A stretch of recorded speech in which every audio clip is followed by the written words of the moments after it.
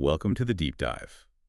The world of AI is just moving so incredibly fast. It's getting really tough to sort out what actually It matters. really is constant updates. So today we're going to dive deep into some of the latest research, new models, and big industry shifts. We've been pulling insights from all over industry reports, Reddit, even developer chat on Discord. Right, trying to get a broad picture. Yeah, and our mission, really, is to cut through all that complexity for you, give you the key takeaways, those sort of aha moments, without drowning you in information. Okay, let's get into it. A really foundational thing happening right now is this shift in how we even talk to these AI models. We're kind of moving beyond simple prompt engineering To what? to something called context engineering. It's a much bigger idea. Context engineering. Mhm. Okay, that sounds, well, significant. What exactly is that? Well, it's a term you're hearing more now. Folks like Cognition's Walden Yan, Toby Lipke at Shopify, Andrej Karpathy, they're all talking about it. Basically, it's about managing the huge context window these LLMs have. Right, the model's short-term memory, essentially. Exactly. And context engineering is about feeding it precisely the right information within that window. It's not just the prompt, it's everything around it. So what techniques does that involve? Things like retrieval augmented generation or RG. Right, giving the AI access to external knowledge. Precisely, like giving it a little research assistant to pull facts on the fly, but also integrating external tools, managing the conversation history, the state. It's like setting the stage perfectly for the AI. Setting the stage. I like that. It sounds like the tools are catching up, too. I hear DSPy is getting popular, and Llama Index, LangChain.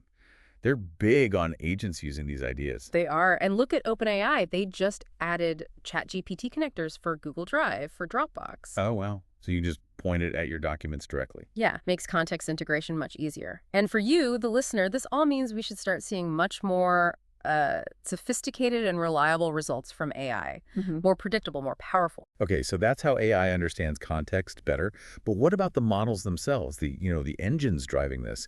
Google's Gemma 3N just dropped. Right, the new multimodal one. Text, audio, images, video. And the really interesting part seems to be it's designed for edge devices, like it can run on your phone. Yeah, with as little as 3 gigabytes of RAM. That's a huge leap for putting powerful AI directly onto devices, not just in the cloud. New architecture too, Matt Farmer. Very cool. And for the creative side, Black Forest Labs. Ah, yes, FLUX.1 Context Dev. That one's fascinating. It's an open weights model, 12 billion parameters, focused on image editing based on instructions. Open weights is a big deal for transparency in research. Yeah. And it compares well to the closed models. Apparently quite comparable to things like GPT-4o for its specific task, which Yeah. is pretty impressive for an open model. And then there's DeepMind's Alpha Genome. That sounds, well, fundamental. It really does. Predicting gene function regulation just by reading, 1 million DNA bases, the potential for scientific discovery there is just immense. Absolutely. And we're seeing visual leaps too, right? Higgs field soul. Yeah, promising fashion-grade realism for user-generated stuff, pushing visual quality again. And there are others, Jan Nano 128K with a huge 128,000 token context window. Wow, that's massive memory. And Mistral Small 3.2, supposedly great at writing and logic. It's a busy landscape. It really is. And these developments don't happen in isolation, do they? What are the wider ripples? There was a big court ruling recently. The copyright one, yes. Yeah.